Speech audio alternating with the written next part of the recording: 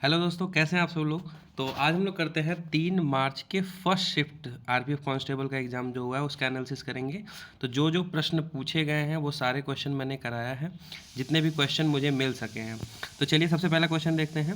भारत के संविधान के किस भाग में मौलिक अधिकारों का उल्लेख है। तो काफ़ी आसान प्रश्न ये पूछा गया था। भाग 3 होगा इसका आंसर, और अनुच्छेद 12 से 35 तक मौलिक अधिकार है। ठीक है, कुछ इंपॉर्टेंट आर्टिकल याद रखेंगे मौलिक अधिकार से रिलेटेड, जैसे राइट टू इक्वलिटी है, समता का अधिकार 14 से 18 तक। स्वतंत्रता का अधिकार है अनुच्छेद 19 से लेकर के 22 तक। शोषण के विरुद्ध अधिकार है अनुच्छेद 23 से लेकर के 24 तक। धर्म की स्वतंत्रता का अधिकार जो है ये 25 से 28 तक है। संस्कृति और शिक्षा संबंधी अधिकार अनुच्छेद 29 से लेकर के 30 तक है। और संवैधानिक उपचारों का अधिकार अनुच्छेद 32 में है। ठीक है, यानी कि आपके अधिकार का कोई हनन करता है मौलिक अधिकारों का, तो आप आर्टिकल 32 के अंतर्गत आप जो है सुप्रीम कोर्ट जा सकते हैं। चलिए नेक्स्ट क्वेश्चन देखते हैं। ये भी जो है आपके फर्स्ट शिफ्ट में पूछा गया था कि 2024 से 25 बजट में डिफेंस का केंद्रीय बजट कितना प्रतिशत था। तो इसका आंसर जो है, जिन बच्चों ने 13.4% मार्क करके आया होगा उनका सही है। बाकी जो है इन शिफ्टों से जो क्वेश्चन पूछे गए हैं ये आपके आगे वाले एग्जाम में भी पूछे जा सकते हैं, तो सारे क्वेश्चन आप ध्यानपूर्वक अटेंड करिएगा। नेक्स्ट क्वेश्चन देखते हैं कि कौन सा अनुच्छेद कानून के समक्ष समानता से संबंधित है। तो ये अभी मैंने बताया आपको कि ये 14 से 18 तक आपका है। नेक्स्ट क्वेश्चन है 1956 में कौन सी पंचवर्षीय योजना चलाई गई थी। तो 1956 में दूसरी पंचवर्षीय योजना चलाई गई थी, और इस योजना का जो उद्देश्य था वो था तेजी से औद्योगिकरण। ठीक है, नेक्स्ट क्वेश्चन क्या है देख लेते हैं हम लोग कि कुंभ मेले को यूनेस्को के अमृत सांस्कृतिक धरोहर सूची में कब शामिल किया गया था। तो ये भी काफ़ी इम्पोर्टेंट है आपके आगे वाले शिफ्ट के लिए। 2017 में ये घोषणा जो है 2017 में दक्षिण कोरिया के जेजू में आयोजित यूनेस्को के सत्र में किया गया था। ठीक है, नेक्स्ट क्वेश्चन पूछा गया था आपसे, उड़ीसा के पुरी में जगन्नाथ रथ यात्रा का त्यौहार हर साल हिंदू पंचांग के मुताबिक किस महीने में मनाया जाता है। तो देखिए, त्यौहार से बहुत सारे प्रश्न पूछे जा रहे हैं, लेकिन उसमें जो है महीना पूछ लिया जा रहा है, दिन पूछ लिया जा रहा है, तो आप सभी त्यौहार के महीना और दिन भी पढ़ लीजिएगा। तो इसका आंसर होगा आषाढ़ महीने के शुक्ल पक्ष का द्वितीय को मनाया जाता है। इस रथ यात्रा में भगवान जगन्नाथ, उनके भाई बलराम और बहन सुभद्रा रथ पर सवार होकर गुंडीचा मंदिर जाते हैं। ये क्वेश्चन जो है 2 मार्च की पहले शिफ्ट में भी इससे रिलेटेड क्वेश्चन पूछ चुका है। नेक्स्ट देखते हैं, हाल ही में किस ईरान के राष्ट्रपति की हेलीकॉप्टर दुर्घटना में मृत्यु हो गई है। तो मई 2024 में सैयद इब्राहिम रहीसी, ये इनकी मृत्यु हो गई थी। ये कौन थे, ईरान के राष्ट्रपति थे। ठीक है, नेक्स्ट क्वेश्चन पूछा था कि हरित क्रांति का जनक किसे कहा जाता है। तो नॉर्मन बोरलॉग को कहा जाता है। ये विश्व में यदि पूछेगा आपसे हरित क्रांति तो नॉर्मन बोरलॉग, और अगर आपसे पूछ ले वहीं भारत में हरित क्रांति के जनक तो MS स्वामीनाथन। ठीक है, और ये भी याद रखिएगा कि नॉर्मन बोरलॉग को नोबेल पुरस्कार मिला था 1970 में। तो ये चीज़ भी आप ध्यान रखिएगा। नेक्स्ट क्वेश्चन है 2024 राष्ट्रीय खेल का आयोजन भारत के किस राज्य में हुआ था। तो 38वें राष्ट्रीय खेल उत्तराखंड के देहरादून में हुआ था। तो इस बार का जो 2024 में आयोजन था वो 38वां था, और ये कहाँ पे हुआ था, उत्तराखंड के देहरादून में हुआ था। नेक्स्ट देखते हैं, मौलिक कर्तव्य से पूछा गया था कि मौलिक कर्तव्य किस देश से लिया गया है। तो सबको पता है ये USSR से लिया गया है, जो अब रूस जिसे कहते हैं। और मौलिक कर्तव्य जो है वो भाग 4 और आर्टिकल 51A में मौलिक कर्तव्य है। कौन कौन से हैं ये भी देख लेते हैं, क्योंकि यहाँ से क्वेश्चन जो है निश्चित तौर पे पूछा ही जाएगा। हर शिफ्ट में जो है मौलिक कर्तव्य से क्वेश्चन आ रहा है, तो इसको हम देख लेते हैं कि 51A में क्या है। प्रत्येक नागरिक का यह कर्तव्य होगा कि वह संविधान का पालन करे, उसके आदर्शों, संस्थाओं और राष्ट्रध्वज और राष्ट्रगान का आदर करे। तो ए से एंथम याद रखेंगे दोस्तों, हमें राष्ट्रगान की सम्मान करना है। बी में क्या कहा गया है कि हमें राष्ट्रीय आंदोलन के प्रेरित करने वाले जो उच्च आदर्श हैं उनको जो है उनकी पालन करना है, उनको हृदय में सजोना है। तो बी से हम बापू और भगत सिंह से याद रख सकते हैं कि हमें जो है भगत सिंह या फिर बापू के जो आदर्श हैं उनको सजोना है। सी से याद रखेंगे दोस्तों, सी में जो है 3 शब्द जो है हमें ध्यानपूर्वक देखना है कि प्रभुता, एकता और अखंडता। तो सी 3 नंबर पे आएगा, तो 3 शब्द आप याद रख सकते हैं। डी से याद रखेंगे डिफेंस, यानी कि हमें देश की रक्षा करना है। उसके बाद हम देख लेते हैं यफ से आप याद रखेंगे, सॉरी ई से हम याद कर सकते हैं, ई जो है 5 नंबर पे आता है, यानी कि पाँचों फिंगर से हम एकता यानी कि भाईचारा जो है दिखा सकते हैं। यफ से हम याद रखेंगे हमारी सामाजिक सांस्कृतिक और गौरवशाली परंपरा का महत्व समझें और उसका निर्माण करें। तो यफ से फोर्ट याद कर सकते हैं कि हमारी जो सामाजिक सांस्कृतिक मॉन्यूमेंट्स जो हैं उनके महत्व को हमें समझना है और उसका निर्माण करना है। जी फॉर याद कर सकते हैं दोस्तों, प्रकृति पर्यावरण की रक्षा और उसका संवर्धन करें।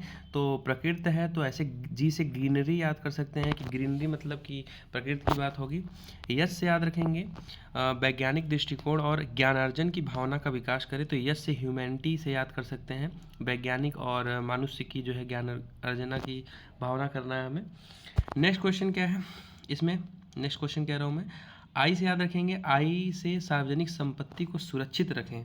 जे में जो है आपका वो है व्यक्तिगत एवं सामूहिक गतिविधियों के सभी क्षेत्रों में उत्कर्ष की ओर बढ़ने का सतत प्रयास करें।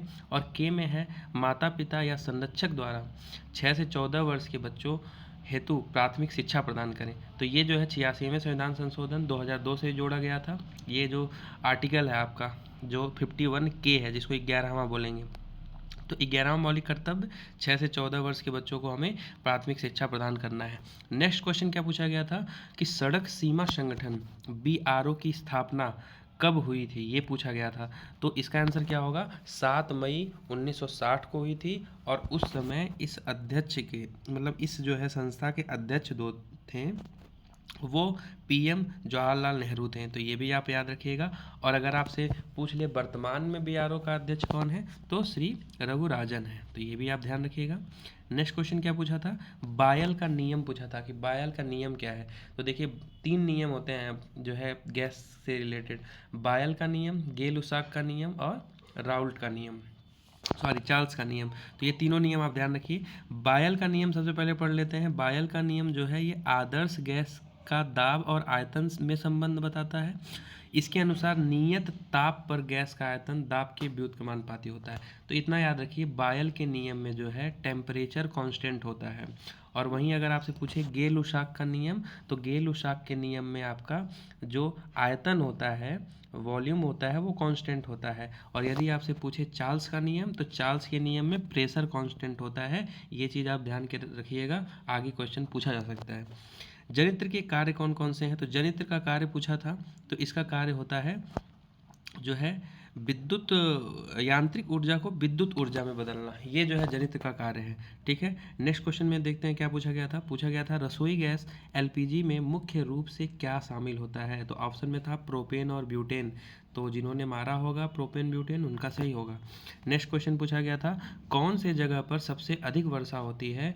तो पूर्वोत्तर भारत के मेघालय राज्य के पूर्व खासी हिल्स में जो है एक गांव है जिसका नाम क्या है, मसिनराम गांव है।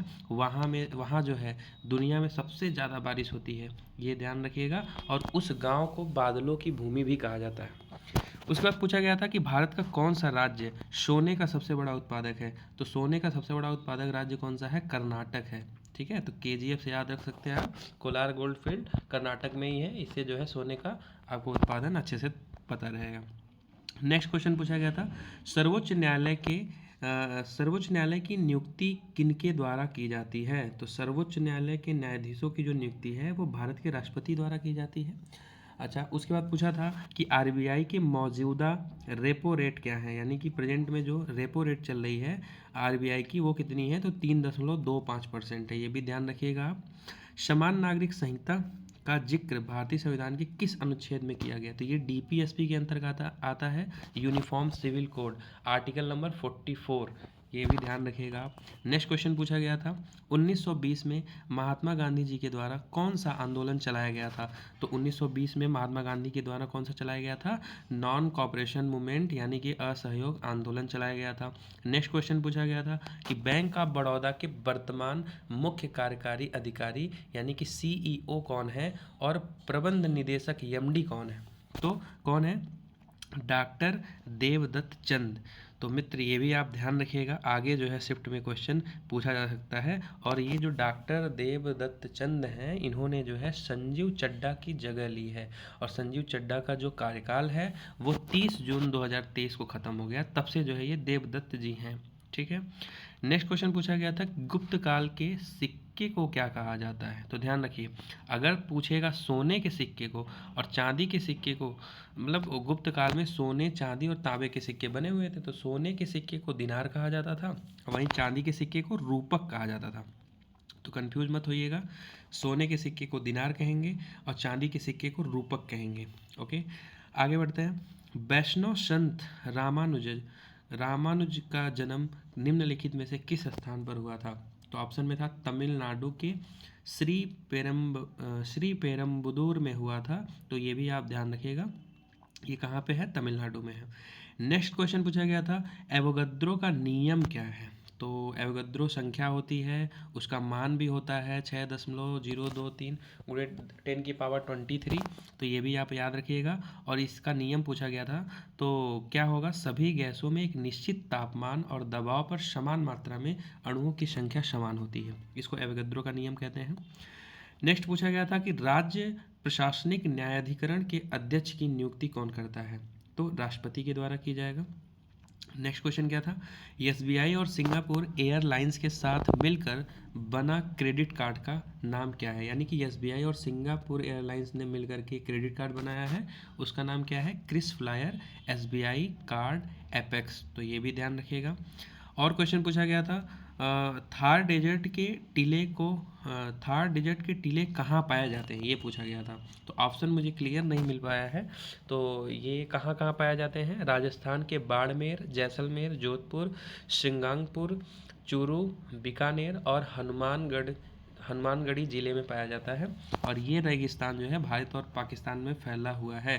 तो इसमें से जो भी ऑप्शन रहा होगा आप लोगों ने चूज किया होगा। 2024 में पूछा गया था कि प्रो कबड्डी लीग में किस टीम ने भाग नहीं लिया है। तो मैं बता दूं आपको कि 2024 प्रो कबड्डी लीग में टोटल 12 टीमों ने भाग लिया था।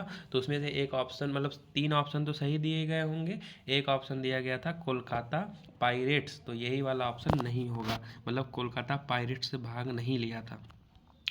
नेक्स्ट देखते हैं, पूछा गया था कि भारत में स्वर्ण कौन से पठार से निकाला जाता है। तो स्वर्ण जो है ये किस पठार से निकाला जाता है, ये आपका निकाला जाता है कर्नाटक राज्य में हट्टी सोने की खदानों के आसपास के क्षेत्र से निकाला जाता है। और इसका जो आंसर होगा वो होगा दक्कन का पठार, ठीक है, क्योंकि कर्नाटक राज्य में ही आपका पड़ेगा दक्कन का पठार। ओके, नेक्स्ट क्वेश्चन पूछा गया था कि किस ट्रैवलिंग साइट ने बैंक ऑफ बड़ौदा के साथ कोलैबोरेशन किया है। तो वो कौन है, वो साइट है online travel platform is my trip, ठीक है, याद रखिएगा, ऑनलाइन ट्रैवल प्लेटफॉर्म ismytrip.com के साथ साझेदारी की है। तो ये सारे क्वेश्चन जो है आपके 3 मार्च के फर्स्ट शिफ्ट में आरपीएफ कांस्टेबल के एग्ज़ाम में पूछे गए थे।